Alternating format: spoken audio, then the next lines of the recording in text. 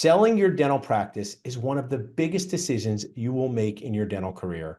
And I am so honored to have the DDSmatch team, transition specialist, here with me today, awesome supporters and sponsors of Dental Nachos, to share value with you on how not to mess up one of the biggest decisions of your career. If you are watching or listening and you want to learn more, text BUY to 215-543-6454 or text CELL to 215-543-6454, and we will connect you with our amazing key resources and sponsors. And I just want to remind you, it is never too early to start treatment planning, one of the biggest decisions of your career. So I'm thrilled to have my guest on with me today. Would you introduce yourself to our Nacho and Dentist Job Connect audience? Yeah, thank you. My name is Elrod with DDSmatch out in Michigan. Awesome. And I'm Jamie Gialanella with DDSmatch in Michigan as well. Awesome. Well, I always like to start off, give us a little bit, each of you, a day in the life of what you do to help dentists, I say, survive, thrive, and not cry inside, right? That's my goal, not crying inside. So transition specialists are a big part of that. So just give us a little rundown of what you guys do in your daily life to help dentists. Sure. So, it's just constant conversations and education. I think previous guests you've had have talked about not having the experience in buying or selling because you only do it once usually in your career. And so we do it every day. So we're constantly just answering questions. We only represent sellers, but 90% of our time is spent educating buyers. Yeah. So we're just on the phone all day, every day. Tell them the stuff that dental school does not cover. They teach them how to memorize how the kidney works. You could Google that, right? Hasn't helped me once, but it would have been super helpful for me to know, because one of the biggest mistakes I made in my dental career was working with a dual representation broker, losing money, costing myself time, money, and effort. But there was no Dental Nachos back then. It was the olden days of 2011. So I was not educated. I was not aware. I know we talk about LOIs. I talk about LOA, lack of awareness from dentists. So Jamie, share with us what you do in your daily dental day. I would say that it's very similar to Cameron's. We spend an awful lot of time at DDSmatch educating both on the buy side and the sell side. Like you said, it's either an LOI or an LOA, but we like to say that we love having educated buyers and sellers. The more educated they are, the more questions that they have for us, the more that they want to learn, the better for us. And so it's enjoyable to spend our days educating people on what we think is the right way to transition their practice, whether that be on the buy side or the sell side. And when people mess us up, they cry both inside and outside. And I mean, as someone who is a dentist, I'm a practicing dentist, still do 1 day a week. I own 2 practices, run Dental Nachos, Dentist Job Connect. I've purchased multiple practices. I've been in the transitions broker space. And it is poignant and heartbreaking when a seller or buyer comes to you, and a lot of times it's the seller, and they're like, hey, can I get this done in this time frame because the XYZ's happen? You're like, not even close. I mean, you are so behind schedule. And I don't want to say innocence, but lack of awareness is just, it can be very, very heartbreaking. So I'm glad we're here to help with this, share information to make better decisions. Get your acts together. I was saying on previous episodes, you guys should say to dentists, like, when you plan a big case, like you take x-rays and photos and CBCTs and perio charting, and you would never plan a big case without any of that. Dentists come to transition broker and say, you think I can sell my practice for 100% collections? It does this. And I say, we need to get the information we need to succeed. So before we go into this part of it, or maybe it will be part of this initial question on what the practice optimizer experience is, what is some information sellers need to bring to you so you can start helping them plan? Cameron or Jamie, you could tell us about that. I can start us off. The sellers generally don't know what it is that they want, but they know they need to start. They need to do something. And so they start the process, and then they discover through the process and refine what it is that they want. That generally ends up in some swing and misses in the process.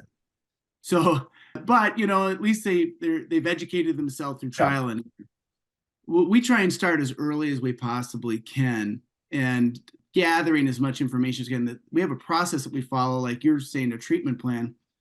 We follow a process just like dentists do with every procedure that they do, and they love a process, love our process because it allows us to execute so much higher. The The first thing that we do though is we find out what it is they actually want to accomplish. There's so many more variables than just getting the money Yeah. from their sale.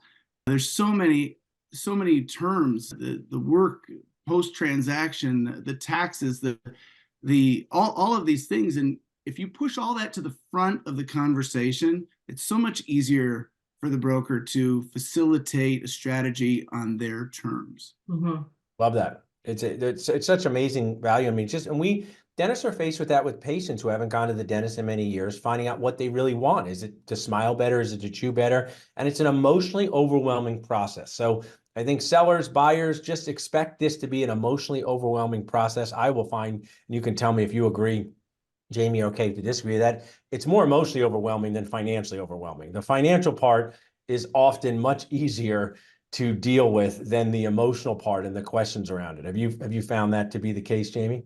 That's correct, 100%. This is an extremely emotional decision for them. And so as much as Cameron and I can detach ourselves from that emotion that they're feeling, the better analysis that we can do for them and the better plan that we can put in place. And I think that's what the practice optimizer experience does, is it removes the emotion, because it's the process that's happening potentially 10 years prior to the actual sale of the practice. And so you're not in that fight or flight mode. Like you said, the client comes to us often. I wanted to sell my practice yesterday. Didn't happen. Now I want to do it, as quickly as possible. And this offering from DDSmatch, the POE, allows us to do a deep dive much earlier in the process, where they then have that ability to really plan and what does that future look like? Because we want to set up a transition plan that fits for that dentist, just like you do for your patients. It's not cookie cutter, it's what that specific patient wants. And that's what we want for our client. It's not for it to look identical every time, but for us to really know what those goals are so that they get the transition that they're looking for. I want to ask more about practice optimizers in a minute, but one of the things I hope I can help you guys talk dentists to your clients, because many people come to us and say, hey, I need my teeth fixed for my daughter or granddaughter's wedding. I go, oh, cool. When's the wedding? They go, 2 weeks from today. I go, could you have come a little sooner? What that does, it makes me have a feeling in my stomach. That's not a good one. And even if I strive to get this done, I always say, if you would have come earlier, we could have done a better job. Starting earlier, you'll get the best job possible. And you can aware and scare dentists by saying, if you don't start early enough, we will not be able to do the best job possible. We will not be able to get the best price possible, or really the best transition strategy possible. So tell us about this practice optimizer experience that DDSmatch offers. It's really the most powerful resource that we have. But unfortunately, like your patient that came to you 2 weeks before the wedding, it's not deployed nearly as much as it should be. We would love to do this with every client, but basically we need to do it a minimum of 5 years in advance. And we could do it 3, but 5 is ideal, but we couldn't do it far enough out. And it's a 7-step process that just basically tackles all the variables that lead up to an exit and helps them get prepared. We start with valuing their business, and then valuing the real estate or reviewing the lease, and then talking to a financial planner.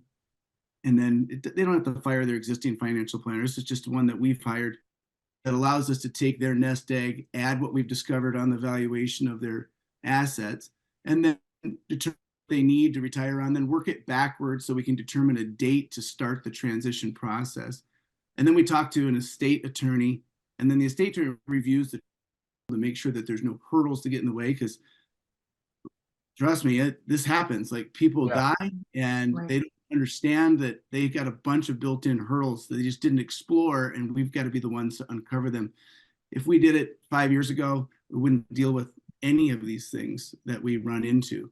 It's essentially all the hurdles that we get into that we try and overcome in the normal sales process, we can overcome if we did the POE 5 years earlier.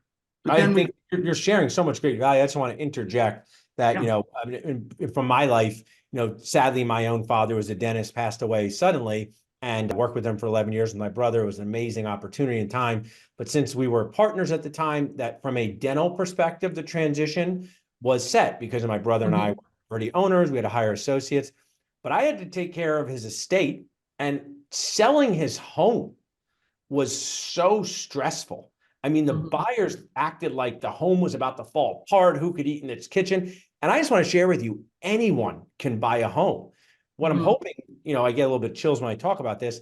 What I'm hoping Dennis get from what you just shared is you don't want to annoy people after you're gone. Like, you don't want to set your family up in an emotionally devastating time for more devastation with your dental practice, because it's such a complex transition.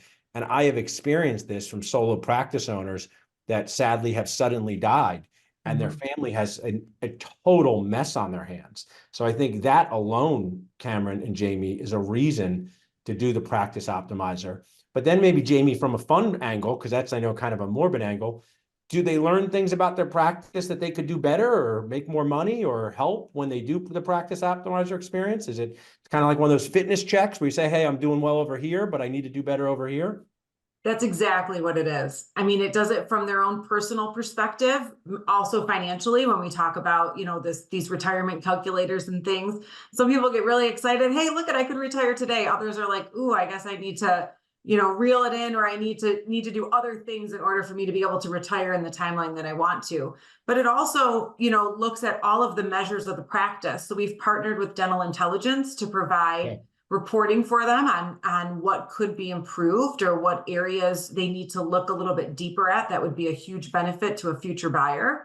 And then also we work with a insurance negotiator to kind of discuss those fees and such, if fees haven't been raised in a while, or if doctor hasn't negotiated, or should I go fee for service? We have an opportunity to really sit down and answer all of those questions that are so important, not only to the seller for this remainder of life that they have within the practice, but also for the buyer who would be coming in.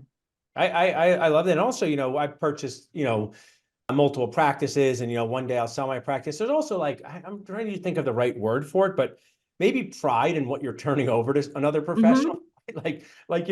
Listen, hey, when I'm not saying someone should go out and buy a CBCT tomorrow if they don't have it, but like, hey, there's some things that you can do inside of your practice to turn it over with more pride. And then I'm assuming, as you know, that also winds up getting you more money, more attractive to buyers. Definitely. And this wild thing, I'm assuming, Karen, probably makes your practice more fun to practice in the years that you have left. We were just having this conversation the other day about just that. I mean, when we bundle this up and put it together for a doctor, we uncover a lot of things that they hadn't thought about, like you just suggested, like equipment. A lot of people say, I'm not going to buy anything. I'm going to let the next owner deal with that. And they don't realize, they're going to be competing against other offices that are newer, have the technology. 100%. And I was just saying, I love this concept. I like analogies. Like, whether it's the 1990s now, every house needs to have a microwave, right? So if you're going to buy a house that doesn't have a microwave, you'd be like, it's kind of weird that this house doesn't have a microwave. And now that could be digital x-rays, right? So while it's potentially like, hey, yes, they could do that, it's not attractive to, I mean, we've taken both our practice digitally over our time. It's an enormous hassle, enormous expense, enormous thing. So if I was buying a practice, they said, hey, we have a whole digital system here. This is how this works. I mean, you guys can, I'd love for you to share this. Sellers, my grandmother thought I was the smartest and most handsome boy in the world, okay? But that was probably a little biased, okay? So tell me just for a minute before we go into the DDSmatch difference, why, you need to stand out as a seller, and why, buyers may have choices of multiple practices. Maybe just tell me a few minutes about inspiring sellers to look their best when they sell. Well, it's competition, right? In most markets, you've got a seller's market. Like in the state of Michigan, we have a lot more buyers than we do sellers. But that doesn't mean that you can just, abandon your responsibility in having something that's presentable. Like, if you're not ready financially, if you don't have your books in order, you can run all of those buyers off. If your office is modern, you're not modern and you haven't done the updates, you're forcing all of them to recalculate their cash flow in that practice and do the analysis that's outside the valuation that we did, because it doesn't reflect all the stuff that they think needs to be done and what they think is really what's important. Just because you do a cash flow analysis doesn't mean that the new person isn't going to demand to have a scanner, because they I think I'll add, It's also the speed in which you want someone to take over your practice, right? And, they're in these buyers markets, they still have to unwind themselves from associate jobs, maybe move, maybe get a license. So this is not, earth shattering, comment by me, but the more attractive something is to go and get, the faster people want to be in that situation. And, I think that's a really key point. Now tell me, Jamie, what's the DDSmatch difference? What does that mean to you? What should that mean to our audience listening?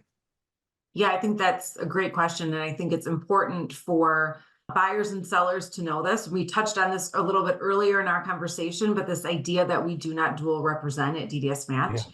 We do spend probably 90% of our time with buyers, educating them and then introducing them to dental specific attorneys, CPAs, whatever type of advisory team they need to put together that they haven't already done so on their own. But we only represent sellers. And so that allows us to really dive into what it is that our seller is looking for in their transition. And so it allows us to just be really hyper focused on our client and delivering, the best transition possible for them. There's so many things that set us apart. Dual representation is one. Our valuation is another. I'll let Cameron kind of touch on that. I love this part of it. Makes so much sense to me, and I'm sure it makes sense to Dennis. Tell us about how the valuation works with DDSmatch. I want to sell my practice. Last episode, I saw us say, hey guys, I want to sell my practice and, go coach the Detroit Lions so they don't lose in the conference championship next year. No, just kidding. Great season for them. But I do 1.5 million. I got 6 operatories. I have pretty good profit, but I really want to know what I can sell this practice for. How's the valuation work with you guys? Yeah, we use an independent third party, and it's very strategic and wise because the traditional way of valuing practices is it's done internally. And it's kind of like if you were selling your house and you just picked your own price for your house. That may be what you want, but it may not be market. It may not be what people are actually willing to pay. And so all you've done is you've just opened up your project to a big negotiation. And when you go with an independent third party like we do, we use Blue and Company out of Indianapolis. They put together this big book that's done by a CVA. It's just an accreditation beyond CPA. And they're certified at valuing businesses, and they do a complete analysis and come up with a number. And this works great because it gives instant credibility to the buyer and the buyer's advisors, more importantly. Because now the buyer's advisors are coaching them saying, well, this is done by a CVA. It's now I got to update the data. I don't have to redo the analysis. It's already done. And it takes the hardest part about a transition, maybe the price, and it just shoves it to the very beginning of the process. And so historically, you got all the terms figured out, and then at the very end, you dickered over price, and you lost egos, got involved, and you lost deals that should have been happening. Yeah. Everybody wasted time, energy, and attorney fees. And when we shove the price to the front with this independent third party, it just resolves all of that, and everybody's happy at the finish line, and we're just negotiating terms. Yeah, I love it. It's the ultimate managing of expectations on both sides, right? I'm sure you're managing expectations on both sides daily between buyers and sellers. And, both of them, it's a very emotional time for them. Sometimes buyers say to me, I want to get the best deal possible on the practice. I go, no, you don't. And sometimes sellers say, I want to get every last dollar out of the buyer. I say, also, no, you don't, because it's got to be a win-win scenario. And I think it's really admirable in a world that can be nacho nuts practice transitions. That's the official term. Nacho nuts. It's great that you have this ability to give this third-party valuation that I'm just, I'm sure it inspires confidence in everyone who's dealing with this deal, if that's, a play on words, from the attorneys to the buyers and the sellers. Well, you guys have shared so much awesome value with us. You're located in Michigan. We'll share with people how they can connect with you, but is there anything else you wanted to share about the wild and wacky world of buying and selling practices? You guys shared so much value with our audience, from the optimizer, the practice evaluation, and making good decisions, the dangers of dual rep, living example of the dangers of working with a dual rep broker. But any last things for the audience? Well, there's so much more. So like one of your previous people had mentioned, it starts with a conversation. So, we're always open to having conversations, costs nothing. Just have a dialogue, and we can fill you in on all the details. Yeah, absolutely definitely. Love that. How about you, Jamie? I would just say that the beauty of DDSmatch is that each one of us is doing this exact same process. Yeah. So whether the doctor's in Michigan, yes, Cameron and I would love to speak with them. But if the doctor is somewhere across the country, all of our counterparts are doing this the exact same way. And that's just a beautiful thing at DDSmatch, that there's no guessing happening to the transition of their dental practice.